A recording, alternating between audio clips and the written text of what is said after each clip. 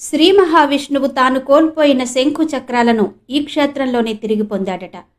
త్రేతాయుగంలో రావణ సంహారం చేసిన తర్వాత శ్రీరాముడు, ద్వాపర యుగంలో దక్షిణ దేశ యాత్రలు చేస్తూ అర్జునుడు, ఇలా ఎంతో మంది పురాణ పురుషులు ఈ క్షేత్రాన్ని దర్శించుకుని స్వామివారి అనుగ్రహాన్ని పొందారు. ఈ ఆలయాన్ని దర్శిస్తే చదువుల్లో రాణించడం ఖాయం అని చెప్తారు. మనం ప్రతి క్షేత్రంలోనూ ఎన్నెన్నో ఉత్సవాలు చూస్తూ ఉంటాం. అయితే విలక్షణమైన యుద్ధ ఉత్సవం జరిగే విశిష్ట ఆలయం ఇది. సుబ్రహ్మణ్య స్వామి వల్లీదేవిని వివాహం చేసుకున్న స్థలం. ఇన్ని విశిష్టతలున్న ఆ ఆలయ విశేషాలు ఈ వీడియోలో సవివరంగా చెప్పే ప్రయత్నం చేస్తాను. మీరు మాత్రం వీడియో స్కిప్ చేయకుండా ఎండ్ వరకు చూడండి. నచ్చితే తప్పకుండా లైక్ చేయండి, షేర్ చేయండి, కామెంట్ చేయండి. అలాగే ఇలాంటి ఆలయ విశేషాలు, ఆధ్యాత్మిక విశేషాలు తెలుసుకోవాలంటే ఛానల్ని సబ్స్క్రైబ్ చేసుకోండి. ఆ వెంటనే వచ్చే బెల్ బటన్ని కూడా క్లిక్ చేసి ఆల్ మీద క్లిక్ చేస్తే నేనే కొత్త వీడియో చేసినా మీకు నోటిఫికేషన్ వచ్చేస్తుంది. పార్వతీ పరమేశ్వర్ల రెండవ తనయుడు సుబ్రహ్మణ్య స్వామి. ఆయనే దేవతలకు సేనాధిపతి. ఈ ఆలయంలో కొలువు తీరిన షణ్ముఖుడు మురుగన్ పెరుమాళ్ పేరుతో భక్తుల పూజలందుకుంటున్నాడు. తమిళులు సుబ్రహ్మణ్య స్వామిని ఎక్కువగా మురుగన్ అని పిలుచుకుంటారు. ఇక ఈ క్షేత్రం వెనుక ఉన్నటువంటి పురాణ కథను చెప్పుకోవాలి అంటే, బ్రహ్మదేవుడి ద్వారా విపరీత వరాలను పొంది ఆ వరగర్వంతో దేవతలను బాధిస్తున్న శూరపద్ముడనే రాక్షసుని నిర్జించడానికి బయలుదేరాడు కార్తికేయుడు. శూరపద్ముడితో యుద్ధం కోసం కుమారస్వామి కొన్ని యుద్ధ శిబిరాలను ఏర్పాటు చేశాడు. ఈ శిబిరాల్లో ముఖ్యమైనవి 6. ఈ 6 క్షేత్రాలు తమిళనాడులోనే ఉన్నాయి. ఆ 6 క్షేత్రాల్లోనూ వివిధ సందర్భాల్లో విడిది చేశాడు కుమారస్వామి. ఆ 6 క్షేత్రాలే సుబ్రహ్మణ్యుని ప్రధాన క్షేత్రాలుగా ప్రసిద్ధి చెందాయి. అవే పళని, తిరుచెందూర్, స్వామిమలై, తిరుపరన్కుండ్రం, తిరుత్తణి, పళముదిరి కొలై. ఈ 6 క్షేత్రాలే 6 పడై వీడుగల్ అని ప్రసిద్ధి చెందాయి. అందులో ఇప్పుడు మనం చెప్పుకోబోతున్న క్షేత్రం తిరుత్తణి. తమిళనాడులోని సుబ్రహ్మణ్య క్షేత్రాలలో విశిష్టమైందిగా ప్రసిద్ధి చెందిన తిరుత్తణి క్షేత్రం తమిళులందరికీ ఆరాధ్య క్షేత్రం. తమిళుల ఇష్టదైవంగా ఇలవేల్పుగా పూజలందుకుంటున్న సుబ్రహ్మణ్యేశ్వర స్వామి ఇక్కడ మురుగ పెరుమాళ్గా పూజలందుకుంటున్నాడు. రాక్షసుడైన శూరపద్ముడి సంహారం తర్వాత స్వామి ఈ తిరుత్తణిలోని కొండపై విశ్రాంతి తీసుకుని శ్రీ వల్లీదేవిని ఇక్కడే వివాహం చేసుకున్నారు. అందుకే ఇక్కడ పూజా విధానాలు కూడా విభిన్నంగా ఉంటాయి. అన్ని మురుగన్ ఆలయాల్లో జరిపే స్కంద షష్ఠిని ఇక్కడ నిర్వహించరు. దీనికి బదులుగా యుద్ధ ఉత్సవం జరుగుతుంది. ఆ యుద్ధ ఉత్సవం రోజున 1000 కిలోల పుష్పాలతో అభిషేకం నిర్వహిస్తారు. ఈ ఆలయంలో అన్ని విభిన్నంగానే కనబడతాయి.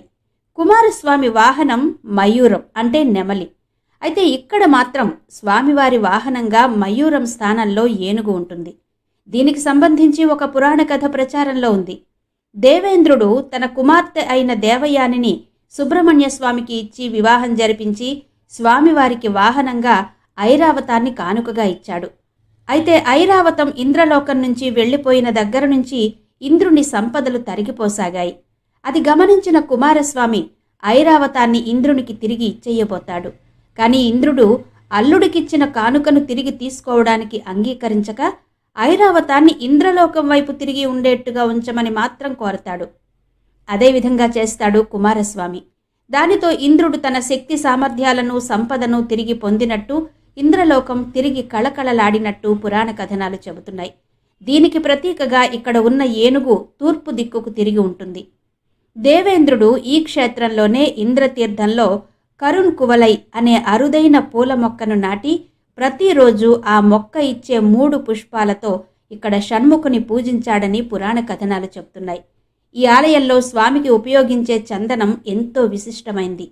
ఇంద్రుడు తన కూతురు వివాహ సమయంలో స్వామికి కానుకగా ఒక గంధం తీసే రాయిని కూడా ఇచ్చాడట. ఆ రాయి మీద తీసిన గంధాన్ని స్వామికి పూత పోస్తారు. అందుకే ఈ ఆలయంలో గంధం చాలా ఔషధ గుణాలు కలిగి ఉంటుందంటారు. ఈ గంధాన్ని భక్తులకు ప్రసాదంగా ఇస్తారు. ఈ గంధాన్ని నుదుటిపై ధరించకుండా నీటిలో కలిపి సేవిస్తే అన్ని రోగాలు నయమవుతాయని భక్తుల నమ్మకం. ముఖ్యమైన పండుగ సమయాల్లోనే ఈ చందనాన్ని భక్తులకిస్తారు. ఇక స్వామివారు కొలువు తీరిన కొండకు ఇరువైపులా 2 పర్వతాలున్నాయి. ఉత్తరాన ఉన్న పర్వతం తెల్లగా ఉండడం వలన దీనిని బియ్యపు కొండ అని, దక్షిణం వైపు ఉన్నటువంటి కొండ కొంచెం నల్లగా ఉండడం వల్ల దానిని గానుగ పిండి కొండ అని పిలుస్తారు. సుబ్రహ్మణ్యేశ్వర స్వామి దేవతలు, మున్నుల బాధలు పోగొట్టడానికి శూరపద్మునితో యుద్ధం చేసి విజయం సాధించిన తర్వాత వల్లీదేవిని వివాహం చేసుకోవడానికి బోయకుల రాజులతో కూడా పోరాటం చేసి అది ముగిసిన తర్వాత శాంతించి ఇక్కడ ఈ క్షేత్రంలో కొలువయ్యాడని ఇక్కడి స్థల పురాణం చెబుతోంది. వల్లీదేవితో స్వామి వివాహం జరగడంలో సుబ్రహ్మణ్య స్వామి అన్నగారైన వినాయకుడు స్వామికి సహాయపడ్డాడట. అందుకే ఇక్కడ కొలువైన వినాయకుణ్ణి ఆపత్ సహాయ వినాయగర్ అంటారు. తణిగ అనే పదానికి మన్నించుట లేదా ఓదార్చుట అని అర్థం. స్వామివారు శాంతించి ఇక్కడ కొలువయ్యాడు కాబట్టి ఈ క్షేత్రానికి తణిగై లేదా శాంతిపురి అనే పేరొచ్చింది. అలాగే స్వామి భక్తుల పాపాలను క్షమించి కటాక్షిస్తాడు కాబట్టి ఈ క్షేత్రానికి తణికాచలమని తిరుత్తణి అని పేరొచ్చింది. ఇక్కడ స్వామిని తణికేశన్ అని పిలుస్తారు. ఇక్కడ నిశ్చల మనస్కులై భక్తి శ్రద్ధలతో స్వామిని ప్రార్థిస్తే వారి కోరికలు తప్పక తీరుతాయన్నది భక్తుల నమ్మకం. అందుకే ఈ కొండని తణికాచలం అంటారు. కుమారస్వామిని ఈ క్షేత్రంలో వీరమూర్తి, జ్ఞానమూర్తి, ఆచార్యమూర్తిగా కొలుస్తారు. ఇక్కడ సుబ్రహ్మణ్యేశ్వర స్వామిని ఆరాధిస్తే మనశ్శాంతి, సుఖం కలుగుతాయని ప్రసిద్ధి. స్వామి చాలా శక్తి కలవాడని, ఒక్కసారి స్వామిని దర్శిస్తే ఇక ఎలాంటి కష్టాలు ఉండవు అన్నది భక్తుల ప్రగాఢ నమ్మకం.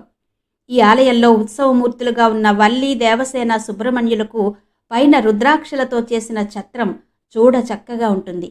ఇక్కడ బంగారు బిల్వపత్రాల మాలతో కూడా స్వామివారిని అలంకరిస్తారు. ఆలయంలో భైరవుడు 4 శునకాలతో కలిసి ఉంటాడు. ఇవి 4 వేదాల పరిరక్షణ కోసం ఉన్నట్టు చెప్తారు. భైరవుడి పీఠం ముందు 3 శునకాలు, వెనక భాగంలో మరో శునకం ఉంటుంది. ఇక్కడ విద్యార్థులు ప్రార్థన చేస్తే గనక చదువులో ఉన్నత శిఖరాలు అధిరోహిస్తారు అనేది ఒక నమ్మకం. తిరుత్తణిలోని శ్రీ సుబ్రహ్మణ్యేశ్వర స్వామి వారి ఆలయం అతి పురాతనమైంది. యుగాల క్రితం ఇక్కడ కొలువు తీరిన స్వామివారి ఇప్పటి ఆలయం 1600 సంవత్సరాలకు పూర్వం నుంచే ఇక్కడ ఉన్నట్టు శాసనాలు చెబుతున్నాయి.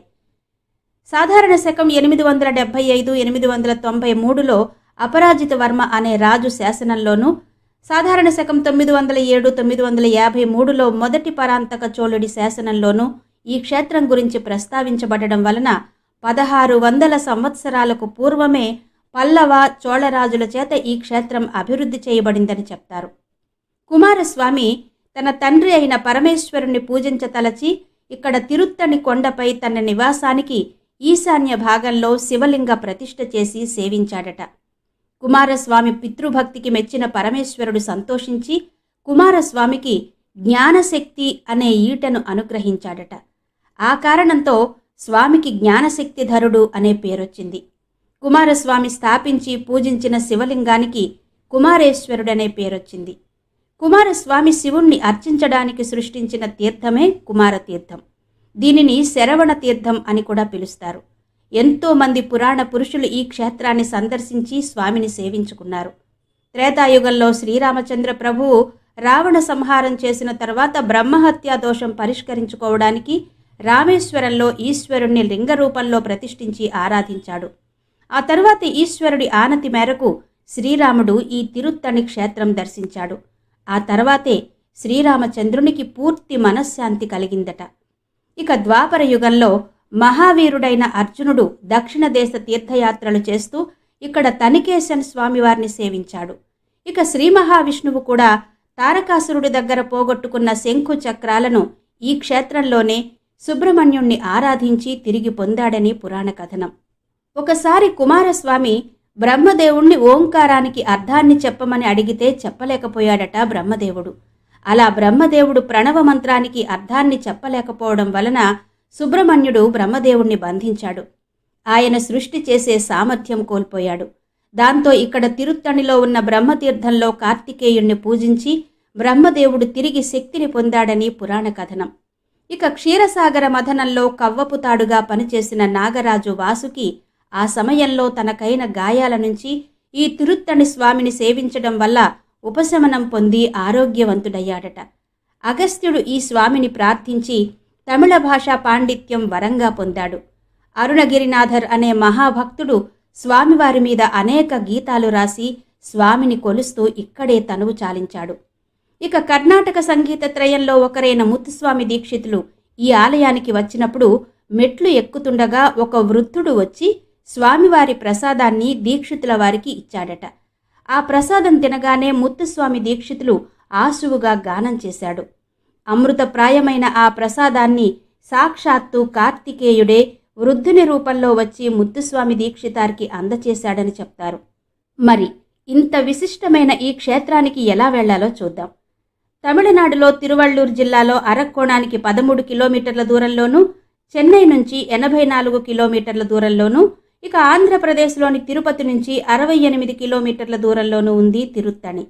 తిరుత్తణిలో రైల్వే స్టేషన్ ఉంది. సాధారణంగా తిరుత్తణి రైల్వే స్టేషన్ వరకు రైల్లో చేరుకుని అక్కడి నుంచి సుబ్రహ్మణ్య స్వామి కొలువైన కొండ మీదకు వెళ్లడానికి బస్సులు, ఆటోలు దొరుకుతాయి. అలాగే మెట్ల మార్గంలో నడిచి కూడా స్వామివారి ఆలయానికి చేరుకోవచ్చు. మెట్ల మార్గంలో వెళితే సుమారు 365 మెట్లుంటాయి. ఇవి సంవత్సరంలో ఉన్నటువంటి 365 రోజులకు ప్రతీకగా భావిస్తారు. కొందరు భక్తులు ఈ మెట్లకి మెట్ల పూజ అంటే వీటికి పసుపు రాసి బొట్టు పెట్టి హారతి ఇస్తూ కొండ ఎక్కుతూ ఉంటారు. ఇక వసతి విషయానికి వస్తే ఆలయం వారు నిర్వహించే కాటేజీలు కూడా వివిధ ధరలలో మనకు అక్కడ లభిస్తాయి. ఇవి తిరుత్తణి ఆలయ విశేషాలు.